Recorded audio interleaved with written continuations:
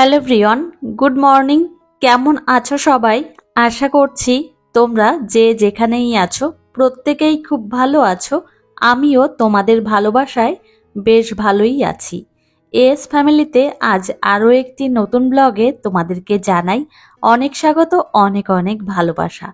তো এখন ঘড়িতে সময় হয়েছে ঠিক সকাল 8:30 মতো, আর তোমাদেরকে সাথে নিয়েই আজকের ব্লগটি এই সকাল থেকেই শুরু করছি। তো চলো আজকের ব্লগটি তোমরা দেখতে থাকো, আশা করছি তোমাদেরও অনেক ভালো লাগবে। আচ্ছা, এবার আসি মামামের খাবারে। তো আজকে সকালবেলায় মামামের জন্য কর্নফ্লেক্স রেডি করে রেখেছি। তো এখনো আদিশ্রী ঘুম থেকে ওঠেনি। ও 9টা কি 9:30টার দিকেই ওঠে, তবে এখন ওঠেনি। তো ভাবলাম কি যে মাছগুলো কেটে নিয়ে আসি। আর এখন তো মাছ আমিই কাটি, আমার শাশুড়ি মা এখন আর মাছ কাটে না। সেই জন্য যত আগে আগেই মাছগুলো কাটতে পারবো ততই ভালো। আর আজকে অনেকগুলো মাছ রয়েছে, আর ছোট ছোট মাছও আছে, অনেকটা সময় লেগেছে কাটতে। তো তারপর আদিশ্রী ঘুম থেকে উঠলো, ওকে ফ্রেশ করালাম, আর এখন ওর খাবারটা নিতে আসলাম। তো কর্নফ্লেক্স তো অনেকটা আগেই আমি কাউ মিল্কের সঙ্গে ভিজিয়ে রেখেছিলাম, অনেকটা নরম হয়ে গেছে। আর এখন একটা কলা আমি এই যে দেখো ম্যাশ করে নিয়েছি, আর এখন আমি কর্নফ্লেক্সের মধ্যে দিয়ে দিচ্ছি। তো এইভাবে আমি আদিশ্রীকে খাইয়ে থাকি। তো আদিশ্রীকে আমি সকালের খাবারটা খাইয়ে তারপর আমার কিছু কাজ আছে সেইগুলো করব। কয়েকদিন ধরে বাড়িতে ছিলাম না, সেই জন্য কেমন একটু উলটপালট হয়ে গেছে সমস্ত কিছু। কদিন ধরে বেশ ভালোই ঘোরাফেরা করেছি, আর এখন বাড়ির মধ্যেই থাকবো। এখন আর কোথাও বেরোবো না। আর যদি কোথাও বেরোই সেটা হচ্ছে পুজোর আগে। শপিং করতে যাব বোনের বাড়িতে, তখনই। তার আগে আর কোথাও যাব না। আর এই ঘোরাফেরা করতে করতে শরীরটাও বেশ ভালো লাগছে না, ম্যাচ ম্যাচ করছে। ভালো লাগছে না, মানে কেমন একটা লাগছে। আর মামামের শরীরটা অনেকটাই খারাপ হয়ে গেছে, তো খাওয়া দাওয়া ঠিকঠাক ছিল না। আর আমার একটা বড় ভুল হয়ে গেছে, সেটা হচ্ছে আমি যদি ইন্ডাকশনটা নিয়ে যেতাম তাহলে মামামের খাবারটা আমি তৈরি করে দিতে পারতাম। সেটা আমার ভুল হয়ে গেছে। এর পরের বার আমি যখন কোথাও ঘুরতে বেরোবো অবশ্যই ইন্ডাকশনটা সঙ্গে নিয়ে যাব, তাহলে মামামের খাবারটা অন্তত আমি রান্না করে দিতে পারবো। তো এই হচ্ছে সমস্যা। আর চুলটা আজকে অনেক দিন পরে ওয়াশ করলাম। যেদিন আমরা দীঘা ঘুরতে গিয়েছিলাম, তো সেদিন আমি দুপুরবেলায় চুলটা ওয়াশ করেছিলাম, তো আর আজকে করলাম, অনেক দিন হয়ে গেছে। তো মাম্মাম সোনাকে নিয়ে এখন এসেছি ঘরে, আর এখন আমি বিছানাটা খুব সুন্দরভাবে গুছিয়ে নেব। বিছানার চাদরটা চেঞ্জ করলাম না, আর আমরা যখন দীঘাতে গিয়েছিলাম তার আগেই বিছানার চাদরটা খাটে বিছিয়েছিলাম। তবে একদমই নোংরা হয়নি, তো ভাবলাম 2-3 দিন মতো একটু বিছানো থাক, তারপর অন্য একটা বিছানার চাদর না হয় খাটে বিছিয়ে দেবো, সেই জন্য আর চেঞ্জ করলাম না। আর মাম্মাম সোনা আমার সঙ্গেই রয়েছে। তো এই ঘুরতে যাওয়ার কারণেই আমার মেয়ের খাওয়া দাওয়ার একটু সমস্যা হয়েছে, অসুবিধা হয়ে গেছে, বলতে পারো অনিয়ম হয়েছে। সেই জন্য ওর শরীরটা একটু রোগা হয়ে গেছে, মানে আমার চোখে লাগছে আর কি। তো এই কদিন ধরে মাম্মামের একটু যত্ন নিতে হবে, ঠিকঠাক করে খাওয়া দাওয়া করাতে হবে। তো এই যে দেখো আমার মাম্মাম আমাকে কত হেল্প করে দিচ্ছে। এগুলো না নিচেই রেখেছিলাম আমি, বিছানার চাদরটা একদম ঝেড়ে ঝুড়ে পরিষ্কার করে, মানে নিচের থেকেই ঝেড়ে ঝুড়ে পরিষ্কার করে তারপর খাটে বিছিয়েছি। আর এখন দেখো খুব সুন্দরভাবে গুছিয়ে নিচ্ছি। খাটটা গোছানো থাকলে বেশ ভালো লাগে, কি আর বলবো, খাট গোছানো থাকলে ঘরটাও দেখতে বেশ ভালো লাগে। তো এদিকে আদিশ্রী তো সমানে দুষ্টুমি করতেই আছে, কতবার যে খাটের উপর উঠেছিল, তো তারপর আবার নিচে নামিয়েছি। তো এই হচ্ছে ব্যাপার। আর এই যে দীঘা থেকে বাড়িতে এসে এত পরিমাণে জামা কাপড় কাচতে হচ্ছে কি বলবো। তোমাদের দাদা ভাইয়ের রয়েছে, আমার রয়েছে, মাম্মামের রয়েছে, অনেক জামা কাপড় কাচতে হয়েছে এই 2 দিন ধরে। কি আর বলবো, মানে এত কাজ বেড়ে যায় কোথাও ঘুরতে গেলে, আবার বাড়িতে আসলে তো আরো বেশি কাজ। মাম্মামের জন্মের পরে এই যে প্রথম কোথাও দূরে ঘুরতে বেরোলাম। এর আগে আমি কখনো যাইনি। তো কি বলো তো, তোমাদের দাদাভাই সবসময় ভয়ে ভয়েই থাকে, যেহেতু বাচ্চা ছোট থাকলে ওরা তেমন একটা কোনো কিছু বলতে পারে না, খুব সমস্যা হয়। এই যে ধরো আমরা ঘুরতে গেছি, তো মাম্মামের কিন্তু খাওয়া দাওয়ার সমস্যা হয়েছিল। তো মুখ ফুটে তো আর বলতে পারে না যে এটা খাবো না সেটা খাবো না, তো জোর করেই খাইয়েছি, ঝাল খাবার খাইয়েছি।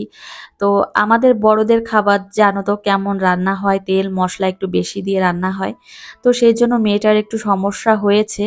তো কি আর করব বলো, আমারই ভুল হয়েছে। এর পরের বার যখন কোথাও যাব অবশ্যই আমি একটা ইন্ডাকশন নিয়ে যাব, তাহলে এই সমস্যার মধ্যে আর পড়তে হবে না।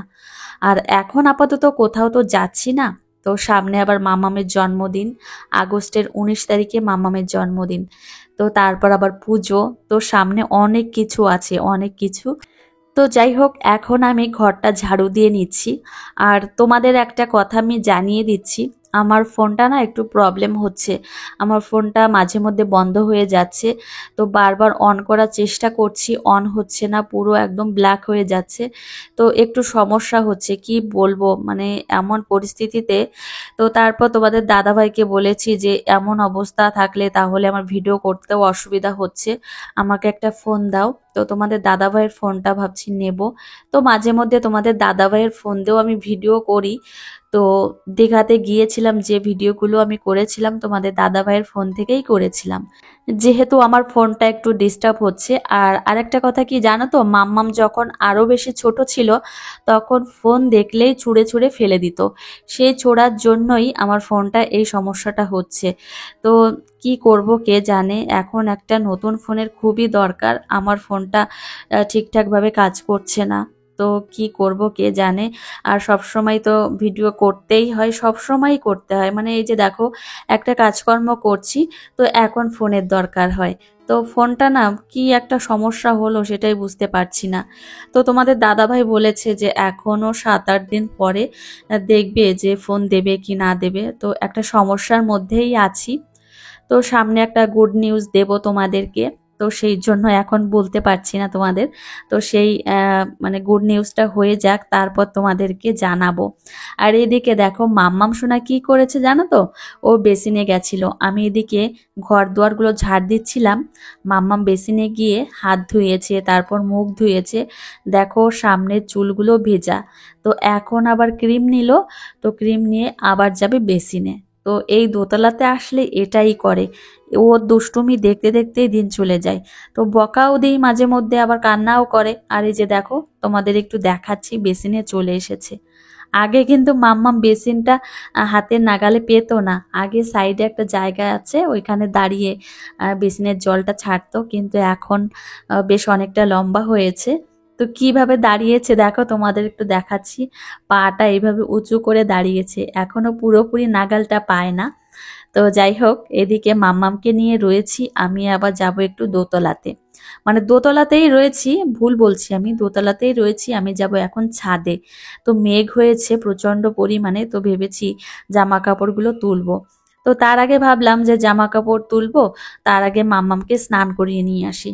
তো মাম্মামের স্নানের টাইম হয়ে গেছে। তো এই যে দেখো মাম্মামকে এখন স্নান করাচ্ছি। অনেক দিন হয়েছে, অনেক দিন হয়েছে আমার মাম্মাম বাথটবে স্নান করে না, ফাইনালি আজকেই করলো। তো মাম্মামকেও আজকে আমি শ্যাম্পু করিয়ে দিচ্ছি। আমরা যেদিন দীঘাতে গিয়েছিলাম সেদিনকে মাম্মামকে চুলে শ্যাম্পু লাগিয়ে দিয়েছিলাম, আর আমিও সেদিনই চুলে শ্যাম্পু লাগিয়েছিলাম। আর আজকেও আমি চুলটা ওয়াশ করেছি, মাম্মামকেও চুলটা ওয়াশ করিয়ে দিলাম। তো মাম্মামকে তো স্নান করিয়ে দিয়েছি, তারপর ওকে দোতলার রুমে রেখে এসেছি। আর আমি এখন আসলাম ছাদে। ছাদে এসে এখন এই জামা কাপড়গুলো তুলবো।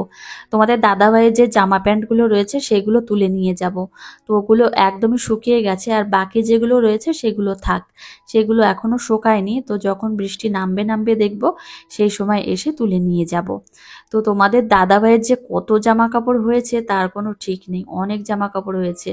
আর এই জিন্সের প্যান্টগুলো কাচতেও অনেকটা কষ্ট হয়ে যায়। তবে ওয়াশিং মেশিন আছে, তবে কি বলতো কাচতে ইচ্ছা করে না, আমার মনে হয় হাতে কাচতেই সব থেকে বেশি ভালো লাগে, সেই জন্য হাতেই কেচে নিই। আর জিন্সের প্যান্টগুলো না একটু হাতে কাচলে খুব ভালো পরিষ্কারও হয়। আর এই যে মাম্মামকে এখন রেডি করিয়ে দিচ্ছি।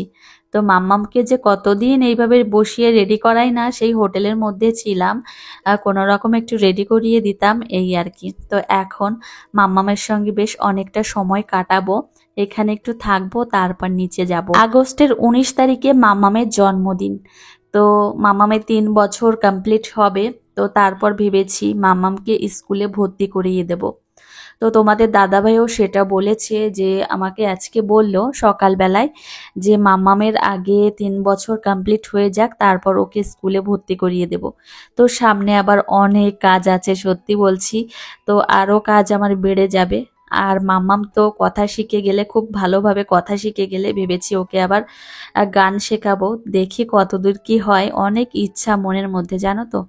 আর যেটা করব কি না করব সেটা তো তোমাদের সঙ্গে অবশ্যই শেয়ার করব। আর এদিকে দেখো দুপুরের খাবার নিয়ে হাজির হয়েছি। আর এই যে দেখো শিঙি মাছ দিয়ে আজকে কাঁচকলা দিয়ে তরকারি হয়েছে, তো মাম্মামকে খাইয়ে দেবো। আর আজকে কিন্তু একদম ঝাল তরকারি, তো মাম্মামকে এখন থেকে ঝাল খাওয়ানোর চেষ্টা করছি।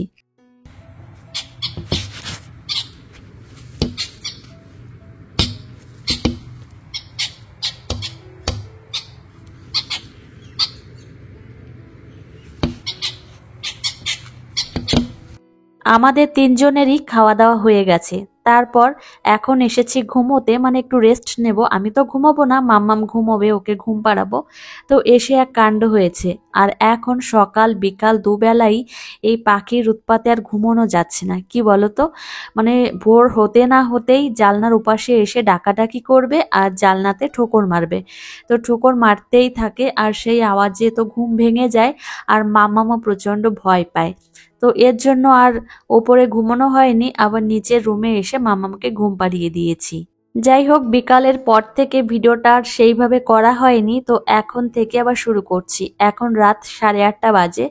তো আমি এখন রাত 8টার দিকে রান্নাঘরে চলে আসি, আর 9টার মধ্যে রান্না কমপ্লিট হয়ে যায়। আর তারপরেই মামামকে খাইয়ে দিই। আর আজকে রাত্রেবেলায় রুটি বানাচ্ছি, আবার সঙ্গে ভাতও রান্না করছি। তো আজকে সকালবেলায় আদিশ্রীকে কর্নফ্লেক্স খাইয়েছিলাম, আর দুপুরবেলায় মাছ ভাত খাইয়েছিলাম, আর রাত্রেবেলায় একটু আলু সেদ্ধ ভাত দিয়ে খাইয়ে দেব। তো ওর পেটের অবস্থা একটু খারাপ রয়েছে, তো ডক্টর দেখিয়েছিলাম। তো ডক্টর 3 দিন পর পর ওকে কাউ মিল্ক খেতে বারণ করেছেন, সেই জন্য ওকে আর কাউ মিল্ক দেওয়া যাবে না। এরপর থেকে ওকে ভাবছি 3 বেলাই ভাত খাওয়াবো বা অন্য খাবার খাওয়াতে হবে। কাউ মিল্ক সঙ্গে গমের কোনো খাবার খাওয়ানো যাবে না, যেমন রুটি, তারপর হয়তো ডালিয়া, তো এই সমস্ত খাবার খাওয়ানো যাবে না, শুধুমাত্র ভাত খাওয়াতে হবে। তো তারপর হয়তো পেটটা একদম ঠিকঠাক হবে। রাত্রেবেলায় আদিশ্রীর জন্য একটু পেঁপে সেদ্ধ দিয়েছিলাম, আর এদিকে আলু সেদ্ধ দিয়েছিলাম। তো খাবারটা এখন নিয়ে নিচ্ছি। তো যাই হোক, মাম্মামকে এখন খাইয়ে দেব। এখন রাত 9টার একটু বেশি বাজে। আর চলো, আজকের ব্লগটি এই পর্যন্তই। আর তোমাদের সঙ্গে দেখা হবে পরের একটা মিষ্টি ব্লগে। টাটা।